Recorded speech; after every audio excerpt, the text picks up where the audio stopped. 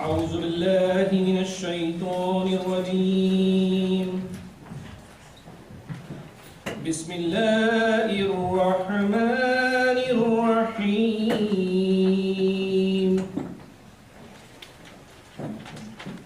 قولوا آمنا بالله وما أنزل إلينا وما أنزل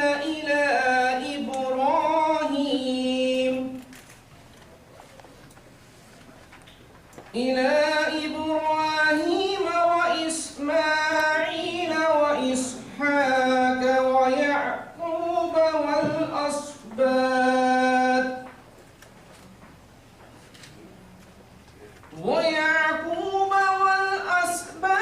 وما أوتي موسى وعيسى وما أوتي النبيون من ربهم لا نفرق بين أحد منهم ونحن له مسلمون. صدق الله العظيم. Say, we believe in Allah and that which has been sent down to us and that which has been sent down to Abraham, Ishmael, Isaac, Jacob, and the tribes of Jacob, and that which has been given to Moses and Jesus, and that which has been given to the prophets from the Lord. We make no distinction between any of them, and to him we have submitted. Thank you. And now I would like to request Maruf Madan to please do the Pledge of Allegiance.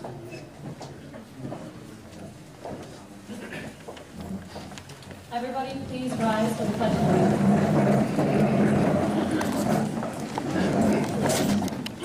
Allegiance to the flag of the United States of America and to the republic for which it stands, one nation, under God, indivisible, with liberty and justice for all.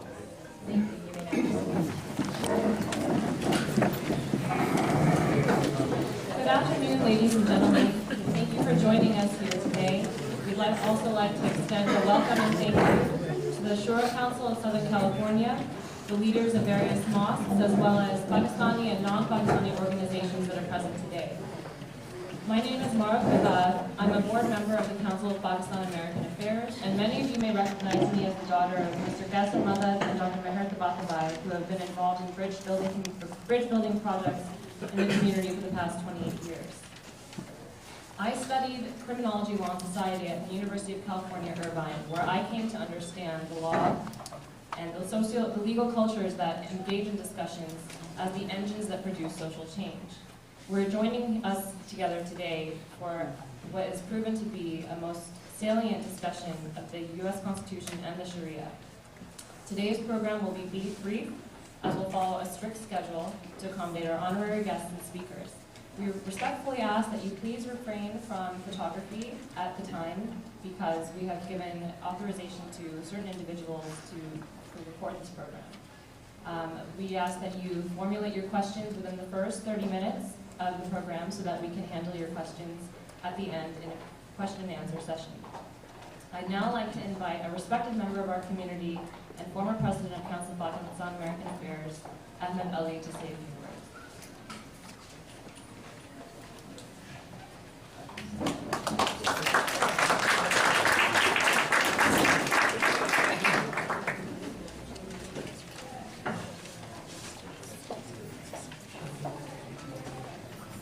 Actually, before Ahmed Ali speaks, we'd like to invite the Council of Pakistan-American Affairs President, Adnan Khan.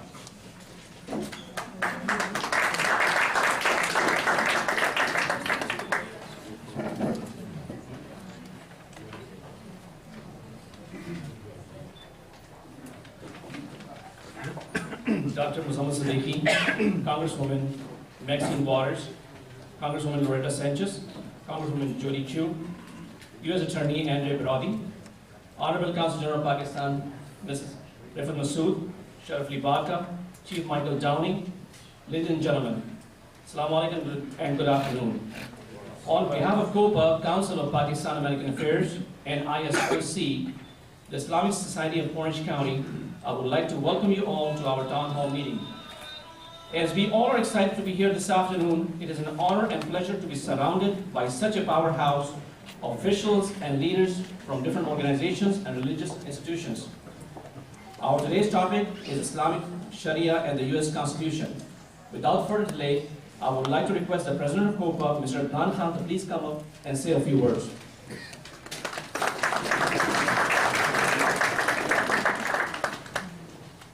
Bismillahirrahmanirrahim. I welcome you all to the Islamic Center. Our today's town hall is about the Sharia law and the Constitution of the United States. Since last fall,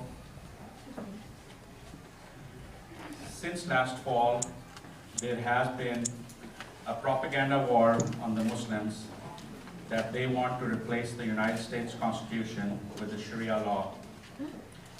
How serious is this? Well, Oklahoma legislative have passed a law against the Sharia law. After Oklahoma, guess how many other states have spent their time doing so? Alaska, Arizona, Arkansas, Georgia, Indiana, Louisiana, Nebraska, South Carolina, Texas, South Dakota, Virginia, and Wyoming. The debate goes on in many other state capitals. Muslims in the United States and North America, for guidance and advice, they turn to Dr. Muzammil Siddiqui. Or today, the Muslims of America are looking at Orange County and the Garden Grove Mosque for what Dr. Muzammil Siddiqui will be addressing the Muslims. And all of our guests who are here are representatives from the state capitol, our Sheriff Lee Parker, our U.S. Attorney, LAPD Chief, Rifat Masood is here, the Consulate General of Pakistan. But you know, today also, we have to remember that February 19th is an important day in the United States.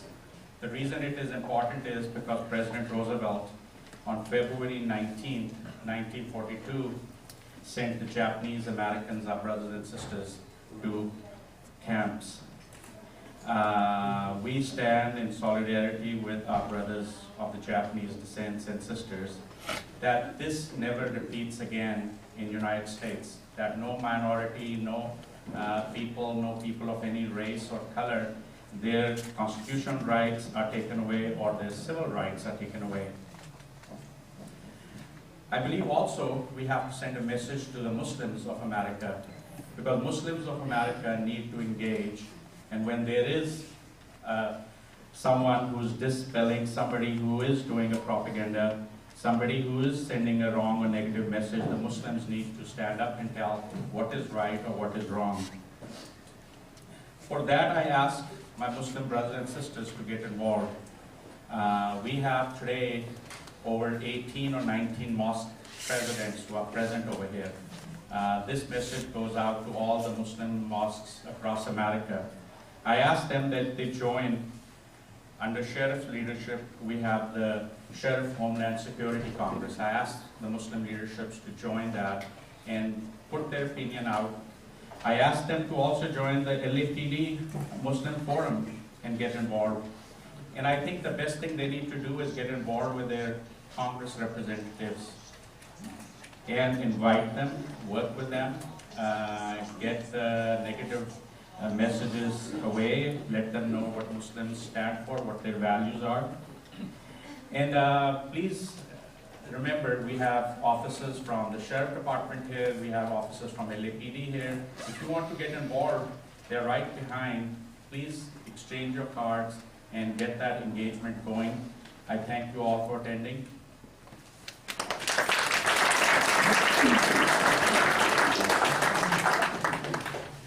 We will now have Ahmed Ali from the Board of Trustees of the Islamic Society of Orange County to say a few words.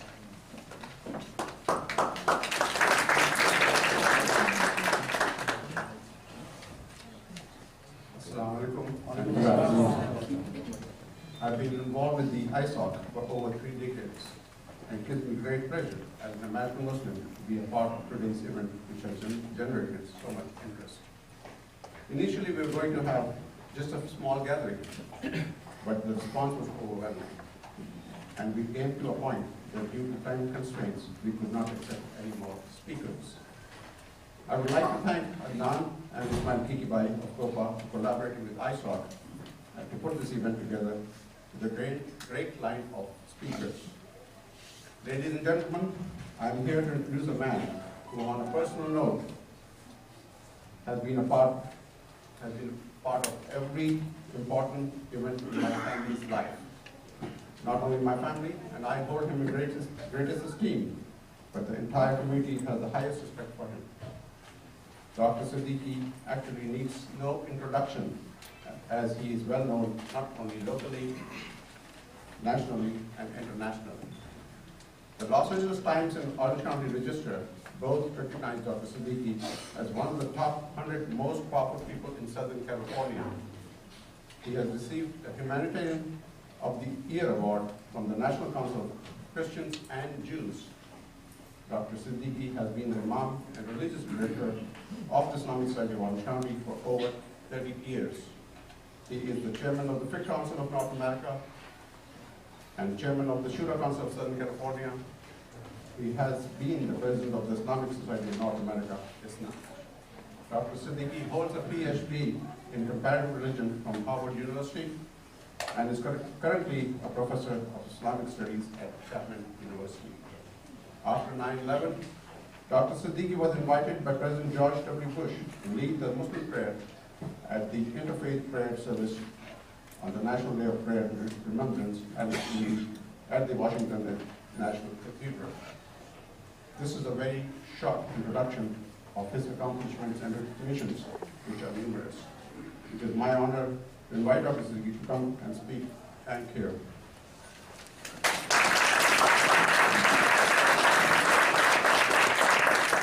Assalamu alaikum wa rahmatullahi wa barakatuh. Peace and blessings of God be upon you. Thank you very much. I want to welcome you on behalf of the Islamic Society of Orange County. Many thanks to our special guests, the public and elected officials of our country, for being with us and visiting this center. It is very important for our officials, especially elected officials, to communicate with all citizens and should not allow prejudice and hate against any group. Our country is the country of laws and rules, and we must treat all people with justice. Muslim community, unfortunately, is becoming a target of prejudice and propaganda. Misinformed and hateful statements about our religion, our mosques, and our people in general are increasing, sometimes from public officials or those aspiring to be public officials. There are groups who do not want to see public officials meet with Muslims and know them directly. Our religion is the religion of peace and tolerance. Our community is a peaceful community and law-abiding community. We welcome every opportunity for respectful dialogue. We hope this communication will continue. We want to work together for the good of all people to keep our country safe, strong, and prosperous. The issue has been raised about Sharia. It's very sad that this information has been given about Sharia. Although at the same time, I see this is a great opportunity for everyone to learn about what Sharia is all about. I cannot give you all about Sharia in 2 minutes, but will give you at least an idea about what we Muslims talk about. And this is a statement that I'm going to read, at least few parts of the statement.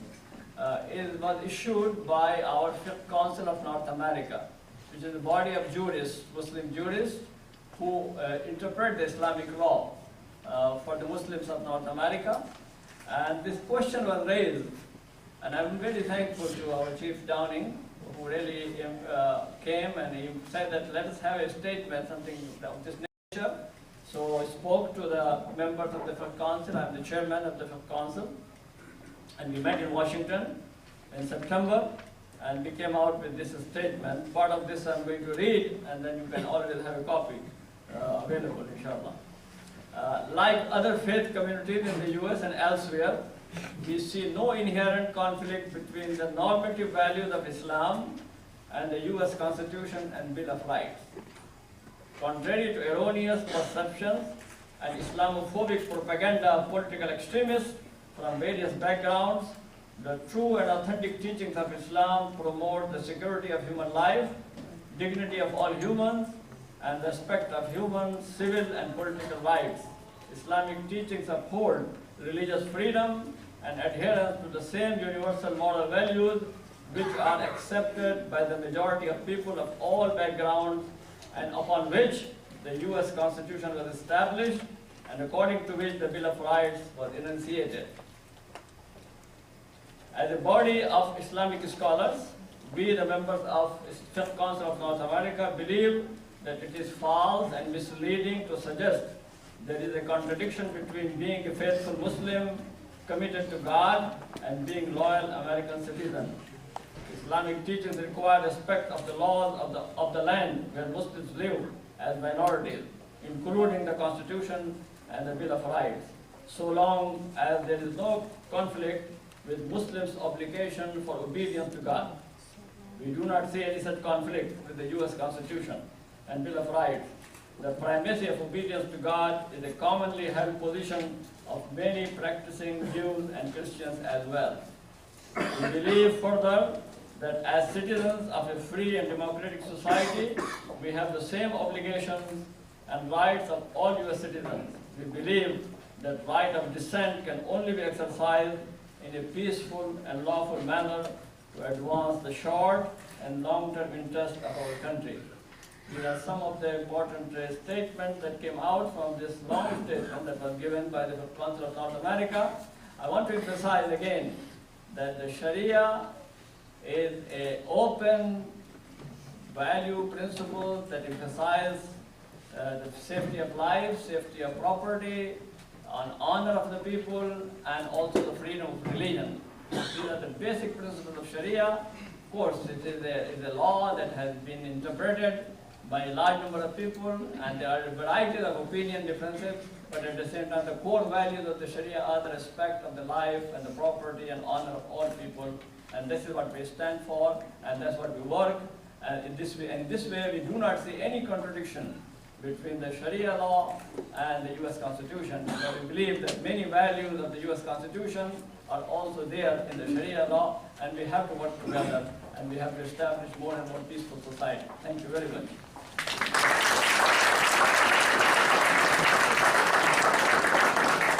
Board Member Moeed Hanif will introduce our next speaker. Good afternoon, ladies and gentlemen. I'd like to invite U.S. Attorney Andrew Barati to say a few words.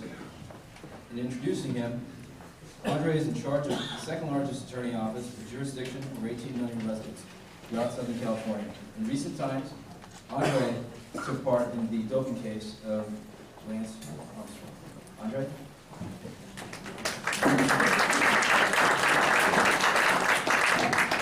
Well, good afternoon, everyone, and thank you for that introduction. I should begin my comments with Assalamu alaikum to everyone here, as well as to all of you. I'm thrilled to have the opportunity today to talk with you briefly about our constitutional form of government, and I do believe indeed this town hall forum is actually a great forum in which we can do that, because it is a great demonstration of our tradition of freedom of speech and open debate.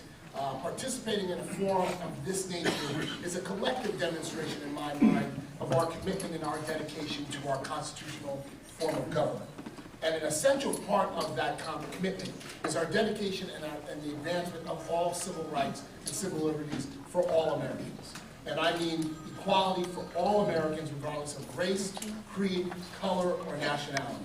Because I firmly believe that when civil rights and civil liberties that are guaranteed by the Constitution, including the freedom of worship and the freedom to associate, are observed and enforced equally and fairly, then we as an American society benefit as a whole. And conversely, I must also note that when civil rights and civil liberties of any Americans, I mean any Americans, including Muslim Americans, are violated, then we all indeed do suffer. And that is truly Now, to me, those are really the the declaration, if you will, of constitutional principles, first principles, if you will, and I hope and I trust that we all share that view here this afternoon. These first principles are also the fundamental first principles of this great nation. Indeed, this county was founded on the bedrock of constitutional principles of freedom of religion, freedom of speech, freedom to assemble, and those are all principles that we need to reaffirm with every generation of Americans. Now, our challenge, I would say, our mission is to make sure that this message is heard beyond the four corners of this room, beyond this mosque, and out to our respective communities, particularly here in this district, which as has been indicated, is the second largest, or largest district in terms of population throughout the country. And we've got to, as a society, as a community, spread that message beyond this room here this afternoon. And that is a challenge that I certainly embrace as your United States Attorney, because I believe that working together, we have a shared message that is well worth listening and one that will be received by those outside of this room. We are all here, sitting here as Americans, and we all deserve to share equally in the glory that is America. And by embracing diversity, I know that we will find the strength to preserve our precious civil liberties, at the same time protecting our city and our nation.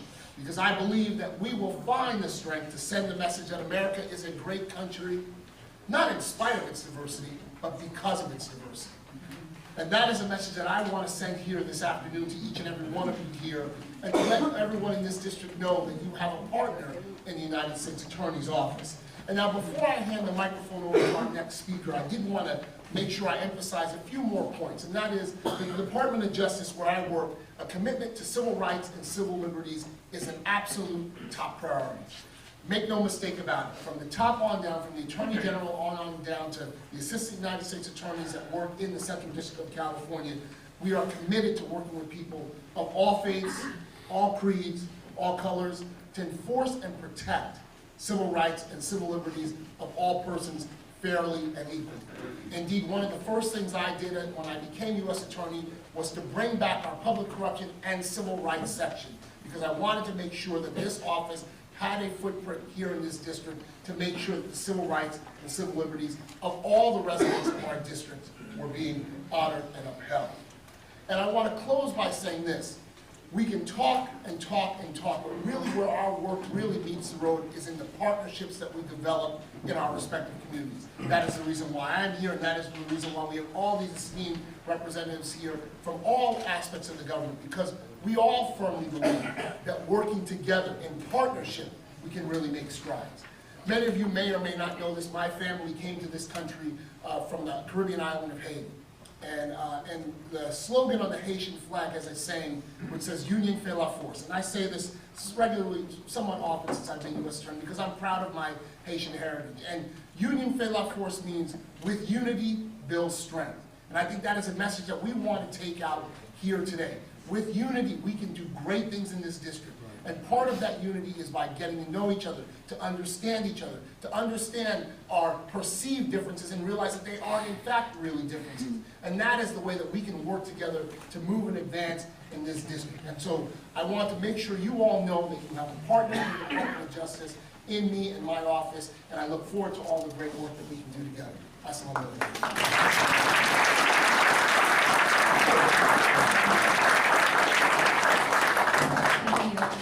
Before I introduce Zubair Rauda to call up our next speaker, I'd just like to ask everyone if you could please remain silent during our speakers' presentations. And we're also passing around a notepad with a pencil for all of the questions and comments to be taken after their speeches are completed. I'd now like to invite COPA board member Zubair Rauda to introduce our next speaker.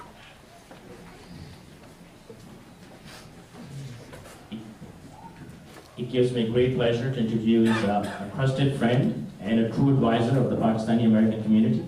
He is the commanding officer of the Counterterrorism and Special Operations Bureau, Chief Michael Downey.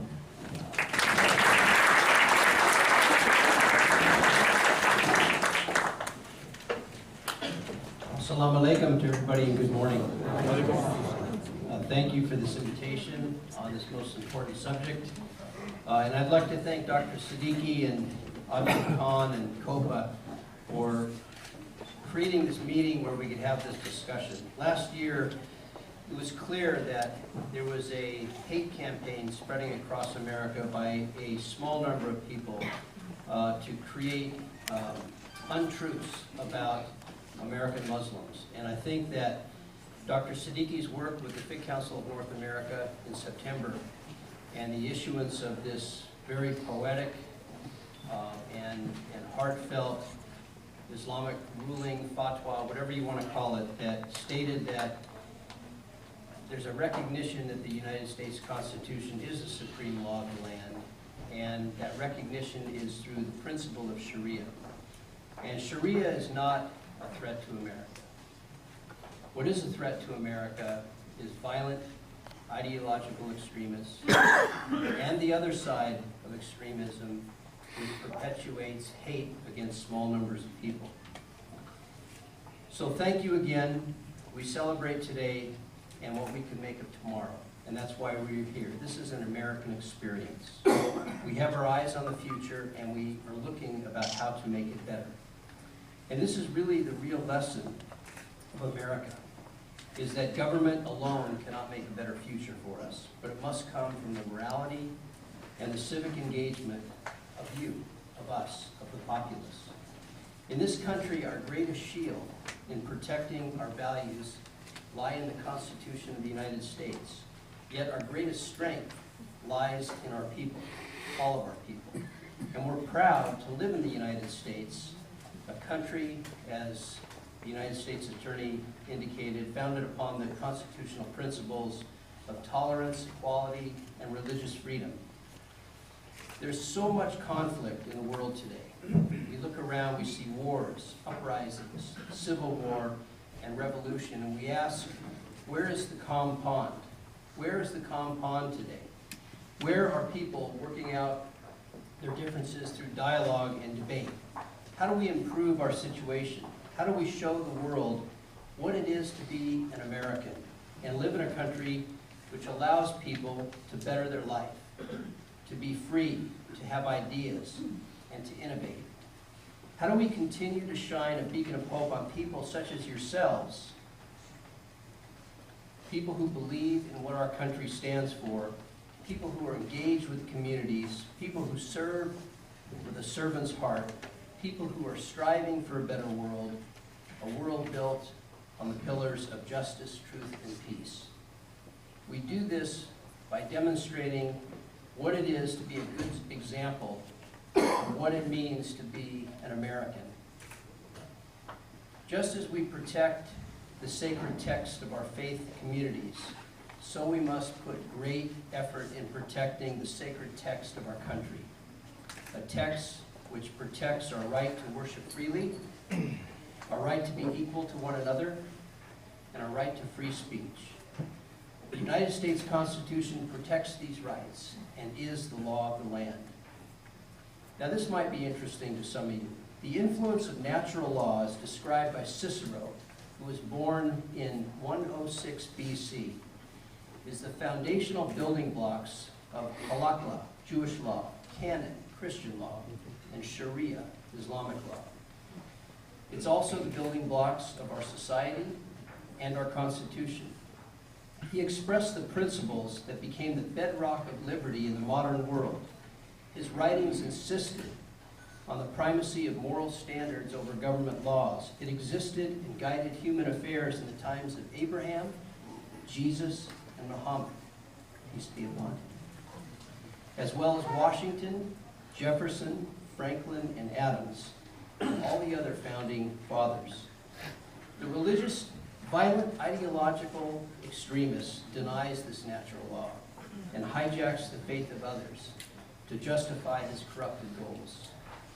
We can make our society stronger, our nation greater, and our world freer by reaffirming these American principles that we've been talking about. As Dr. Siddiqui said, I won't restate what he read in terms of the fatwa, but you should all read it.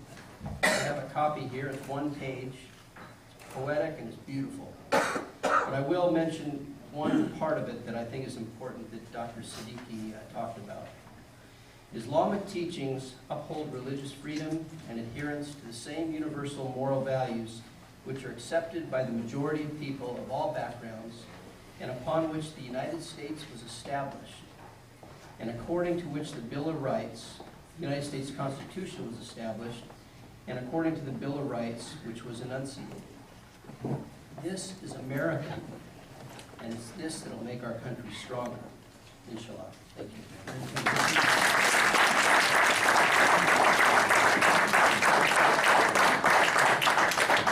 Again, ladies and gentlemen, we ask that if you haven't already done so, please silence your cell phones as a courtesy to our speakers.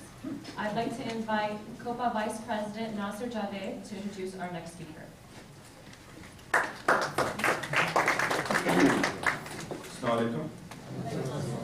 It's my privilege and honor to introduce our next speaker, Congresswoman from 35th District of California, a courageous and outspoken leader, Maxine Waters.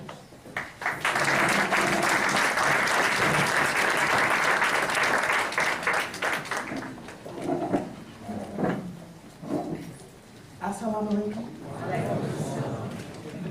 I am so delighted to be here this afternoon, and I'm very thankful for the Council of Pakistan American Affairs in collaboration with the Islamic Society of Orange County for bringing us all together in this most important town hall meeting.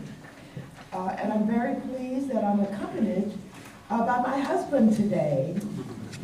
I was able to encourage him not to play golf, but to come and learn about Ambassador Sidney Williams. Thank you very much. You're applauding him. We'll keep him coming. I am so pleased to be here with such an impressive panel to talk about the American Constitution and Sharia. I'm very pleased that Andre Barati Jr., United States Attorney, Southern California, is here. As a member of Congress working in the federal government, it is so important for me to know and understand what is happening in the federal government on this issue. And we just heard from him today, and again, I'm pleased that he's here. I'm very, very pleased to be here with Dr. Siddiqui. Highly respected leader in the Muslim community, and I think we all learn when we have the opportunity to hear from someone of his stature. Of course, Chief Michael Downing, LAPD, is to be commended for the leadership that he's taking on these issues, but no one can match Sheriff Lee Baca, because Sheriff Lee Baca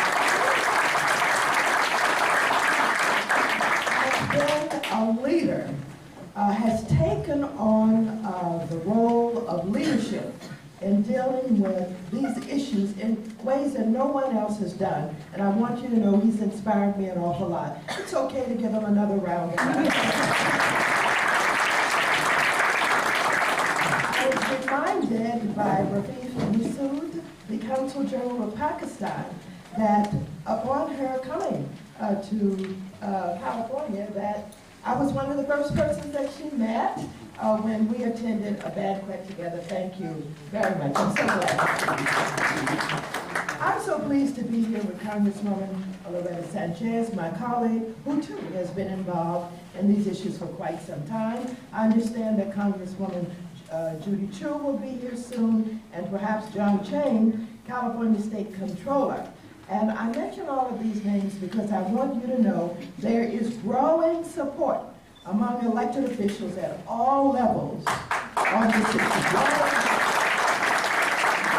And you need to know that the congressional candidate for this area is here today. Mr. Lowenthal, where are you? There he is right there.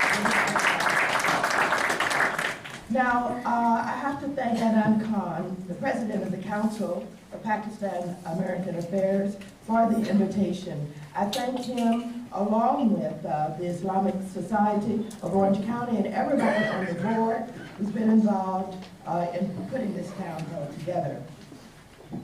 Over the last year, and due to the focus of House Republicans on so-called Muslim radicalization. We have seen politicians and pundits attacking the Islamic faith as a security threat to the United States. Across the country, these people are exploiting fear and trying to convince state legislatures that the steady adoption of Sharia tenets is a strategy extremists are using to transform the United States into an Islamic country.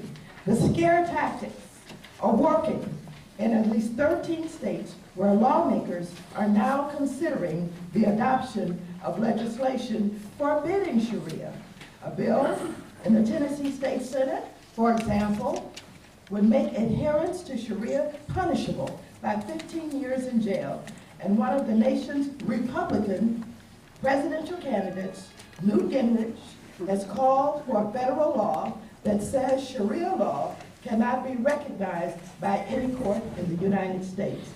Now, those of you who know me know that I call names, and I tell it like it is, and so I want you to know who these people are. In addition to the state attacks, the chairman of the House Homeland Security Committee, Congressman Peter King, has vowed to continue his controversial radicalization hearings, specifically focusing on Muslim Americans.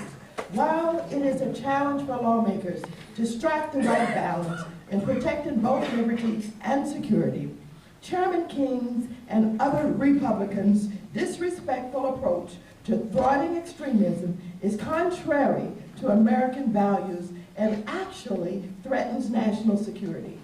Effective national security policy must not unfairly target or single out any one community. In place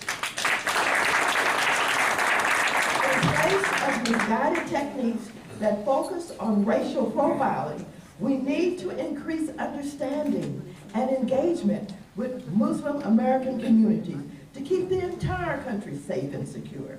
Understanding domestic terrorism is a legitimate concern for Congress, and we all have to be alert to violent extremism. However, these concerns must be measured against our Constitution and the civil rights protections and religious freedom it affords all Americans. And that is why I have supported HR, that is House Resolution 3618, entitled End the Racial Profiling Act. If enacted, this bill would prohibit any law enforcement official from engaging in racial profiling. The legislation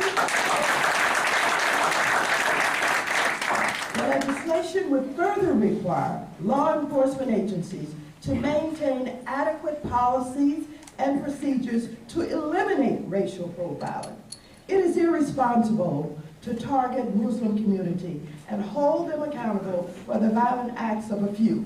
As we all know, individuals from many different communities and faiths have used religion and political ideology to justify violence.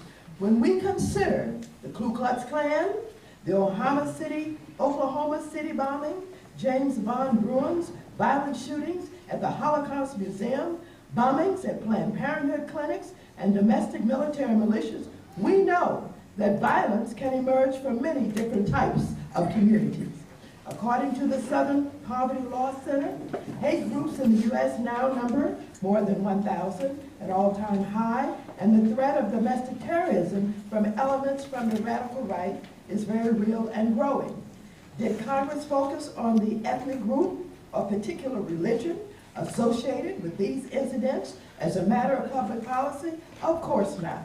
I know that the Muslim American community across this country is actively working with law enforcement officials, from dialogue with Attorney General Eric Holder to community meetings with local police officers in Minneapolis. Recently, tips from the Muslim American community have helped to foil 2 domestic terror plots, including the case of the Times Square bomber and the Northern Virginia 5. Law enforcement officials depend on these kinds of relationships, and we should strengthen them. A recent report from the Muslim Public Affairs Council stated that information provided by Muslim Americans has helped foil 7 of the last 11 domestic terror plots, and 40% of all plots since 9/11. A 2011 study from Duke University Triangle Center on Terrorism reiterated that 40% of domestic terror plots have been prevented with the aid and the help of the Muslim American community. So what are we talking about here? The Muslim Public Affairs Council, utilizing information provided by the Congressional Research Service, the Heritage Foundation, and the Southern Poverty Law Center, reports there have been 77 total terror plots by domestic, non-Muslim perpetrators since 9/11. According to Impact, evidence clearly indicates a general rise in violent extremism across all ideologies. Considering these statistics, it doesn't make sense for federal and local law enforcement officials to racially profile or treat Muslim Americans unfairly. We must foster and strengthen relationships with Muslim American communities that, like many other communities, care about the safety and security of our country. This cooperation with law enforcement must be rooted in trust, and state and local officials must be leaders in cultivating relationships, various ethnic, cultural and religious communities. Once again, I sincerely appreciate the invitation to join you today, and I look forward to a robust discussion and dialogue with our community stakeholders. As I close, I want to share with you some of the articles. I keep up with all of the news clips on this subject. I want to tell you about Rabbi Jerry Serrata, Executive Director of Clergy Beyond Borders, and what he said. Rabbi Jerry Serrata, Executive Director of Clergy Beyond Borders, seemed to take a shot at former Speaker Newt Gingrich when he said that taking aim at would hurt American exceptionalism. What makes American exceptional, says Serrata, is that America welcomes all religious minorities. There are forms of democracy around the world, but this particular one has been very welcoming to religious minorities, and that's something that's very important, Serrata said. The idea of any legislation that sets out a particular religious group for discrimination, in our view, violates the Establishment Clause of the Constitution of the United States, and it is also a dangerous, if not familiar, piece of American history, and we're not going back.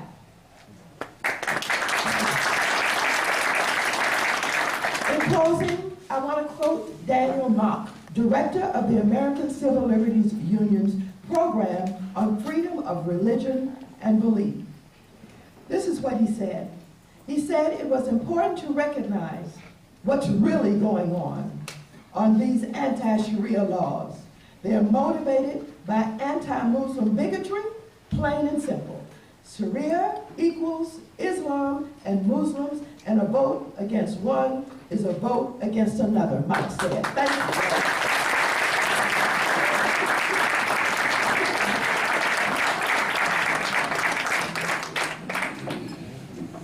Board Member Hamid Mullet will be introducing our next speaker.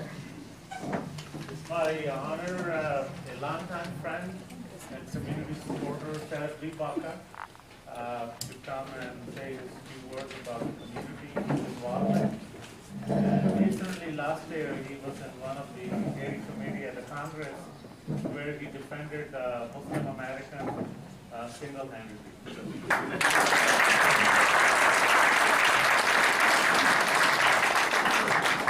Thank you and good afternoon. I'm delighted to be here with you. I'll be very brief. Our U.S. Attorney obviously said well in terms of the foundation of American law. And we all have to look toward what is the American law in order for us as Americans to appreciate our obligations to support the American law. And I always find it amusing when members of various political parties run for office and then they declare stances that are clearly against the American Constitution, and yet they don't even know the American Constitution in order to correct themselves. So we're in a dilemma, in a sense, with the educating of America about what the American law is all about. I want to commend everyone who has spoken. I mean, obviously, the great Congressman Waters has been right on point with what she believes are some incredible trends that are happening in this nation. And I thank her for that. I also want to call out Mike Downey because I've seen this man emerge as one of the leaders, not only in Southern California, but in the United States, on how to develop a process and a procedure of training police officers to do the very thing that Congressman Waters' bill is asking to be done, and that is to protect the American society and not allow slippage in the police procedures when it deals with people of all our faiths. So thank you, Mike, for your leadership in that respect.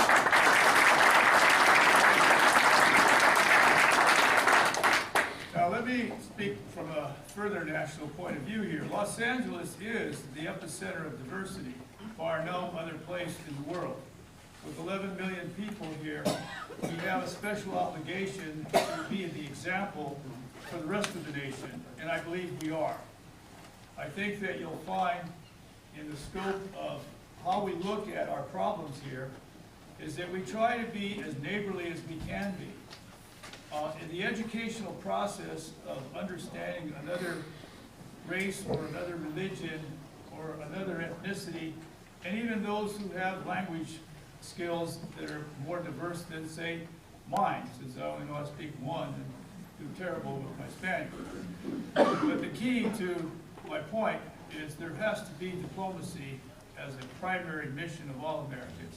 If you don't know someone and you have fears about someone for whatever your reasons are, I believe that the calling for all Americans is to reach out to who you fear and who you don't know and engage in a sensible dialogue so you can understand what your thoughts are in a more intellectual and accurate way.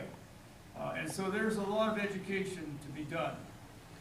I want to commend Secretary Janet Napolitano, working directly as a member of the cabinet for President Obama, for her effort to form an interfaith part of her advisory council, of which I'm a part of. I'm the co-chair of the Religious Interfaith Council for her department.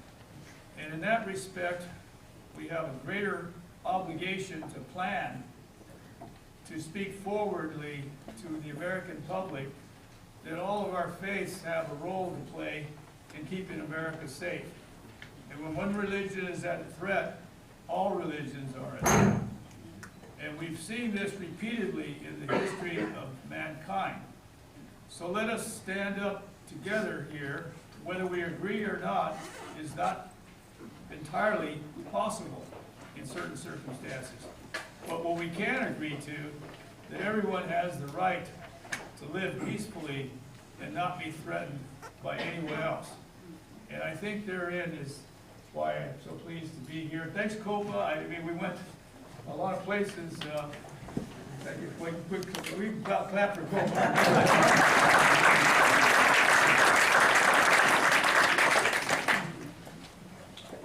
And so that's my comments. Thank you very much.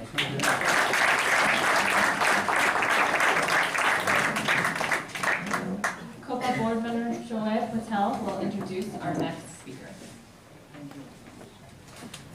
Assalamu alaikum. It is my great pleasure to introduce one of our distinguished guests, Consul General of Pakistan, Mrs. Rifat Masood. Just a quickie about her. She has a great and illustrious career.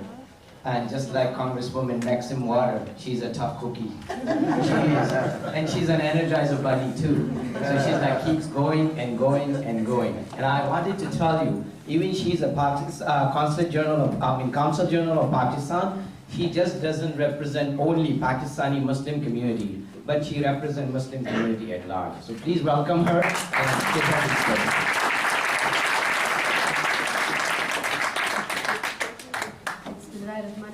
Thank you, Shoaib, for that introduction. I feel honored, Dr. Siddiqui, Sheriff, Chief Downing, illustrious Congresswoman Waters and Sanchez, who I briefly met in San Francisco a year ago. Assalamu alaikum and good morning. It's really an honor and a privilege for me to be here at my very first town hall meeting in the United States, and I'm beginning to get the feeling of what American democracy is all about.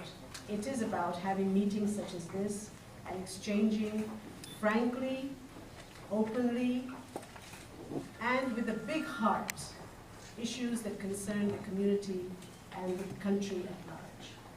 I have been very moved by the speakers before me, especially talking about the American Constitution and about American democracy. And I will relate to you a recent visit that I paid to your beautiful capital, Washington, D.C., my first ever visit there. And as I read the Bill of Rights, and as I read the Declaration of Independence, and I went through the Constitution, the most moving moment for me was when I went to Jefferson Memorial. And as I was going through Jefferson's work very briefly and reading the inscriptions on the wall of the memorial, I felt both happy and sad. In fact, I had goosebumps on my body as I was reading them. Because as I was reading those inscriptions, I thought, these are actually things that I've read about when I was studying Islam. When I was reading the Quran, it seems as if some of the concepts that Jefferson is talking about are the very same ones that Muslims have grown up with. But then, where are we today? Today, we are far from what Mr. Jefferson talked about. We are far from what the American Constitution is talking about. So we have to really put our heads and minds together of where this gap and where this difference is coming to our communities, which has bred so much hatred amongst us. And go back to the ideals. You as Americans have got all those founding fathers, you have your Constitution in front of you to give you the path. And then to marry that with what the Islamic teachings and Islamic principles are. In fact, a town hall meeting like this, talking about democracy, we too are a democracy in Pakistan, but we are very, very young. We're only 65 years old. And as a democracy, we're less than 30 years old. So where was the United States when it was 65 years old? Where was the United States when it was 30 years old? Now, I'm not going to say that we're going to wait 200 years and God forbid, that we should go through the horrific civil war that your country went through. But what I am saying is that we have to learn to understand. We have to learn to be patient. We have to learn to see where our differences, where our development stages are. And for that, I call upon, I always do this. I think that the Pakistani community by now, Sheriff, you would agree with me, and Chief, are probably fed up of listening to me say over and over again, but I'm going to say it. You have to integrate more and more within the mainstream American community. The Pakistani American community, the Muslim American community, has to be more and more involved, deeply involved, in the political developments inside the United States, inside your counties, inside your districts, and also in your cultural and day-to-day exchanges. Only then will you be able to bridge those gaps. Only then will you be able to overcome those differences, and the greater understanding will develop. In fact, being in the United States for a year and a half has been a learning experience for me about democracy. As I listen to and watch some of the GOP debates on television, especially Fox News, you know, and listening to some of the Republican candidates, I get a sense, well, if the United States can talk about these issues or not understand these issues after so long, maybe there's some hope for Pakistan. We're still learning.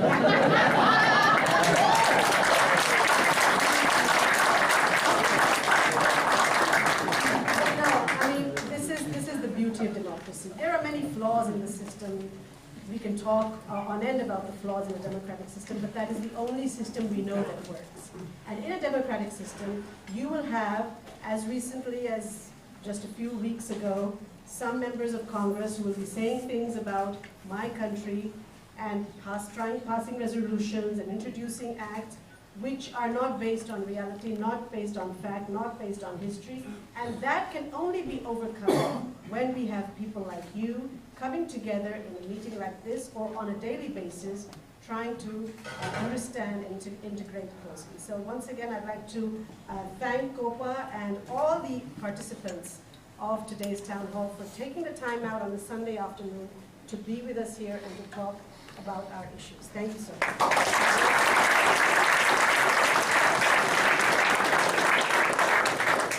I have the pleasure of introducing our next speaker, and I have an even more distinct pleasure of working with her in her local district office. Congresswoman Loretta Sanchez is the most senior female member of the House Committee on Homeland Security, where she served since its inception and has emerged as an expert on counterterrorism issues. As a member of the Subcommittee on Border and Maritime Security, she makes decisions relevant to securing our nation's land and sea borders and tracking national security threats. She believes that security can be achieved without compromising America's core civil liberties. Congresswoman Loretta Sanchez. You know, we are a country of laws and rules, and we respect the ground rules. And so I'm going to ask this videographer here, are you official or are you just taking this? Just me. Would you prefer I turn the camera off? Well, I think those were the ground rules, so since we follow the laws, I'd like you to also. Wait, areas for what is considered the second largest Arab and/or Muslim community in the United States. So thank you for again, Dr. Siddiqui. And also to the Council of Pakistan American Affairs. Thank you so much for taking the time and making the effort to put these town halls on. As you know, I believe that we're at a crossroads. You heard that I sit as the #2 Democrat on the Homeland Security Committee. I also sit as the #3 Democrat on the Armed Services Committee. That means I get to see a lot of things, and I get to hear a lot of stories, and I get the opportunity to work on some of the problems that exist for a lot of our communities here. My counterpart, Maxine Waters, if I can call you my counterpart, she sits on the Judiciary Committee. And so she really sits there to protect the Constitution for us. So we have a lot of good fighters in the Congress. As the representative of this area, I think that it's incredibly important for us to have the right to worship as we wish. That is guaranteed in our Constitution. We should be able to do it without the fear of persecution or unwarranted surveillance. As a senior Democratic member of the House Committee on Homeland, and having been the former chair of the Border Security, Maritime Security, and Global Counterterrorism, I have had the direct oversight to see the screening processes for people for the ingress and egress into our nation. And that affects all of us when we travel. In fact, I myself have been put on the TSA's no-fly list. So I understand that we need to have security precautions, but I also recognize that sometimes these precautions, these have to be achieved, I think, in a more efficient and humane manner. That is why in the year 2009, I led a letter in the Congress to Attorney General Eric Holder regarding racial profiling and civil rights infringements occurring at mosques and against the American Muslim community.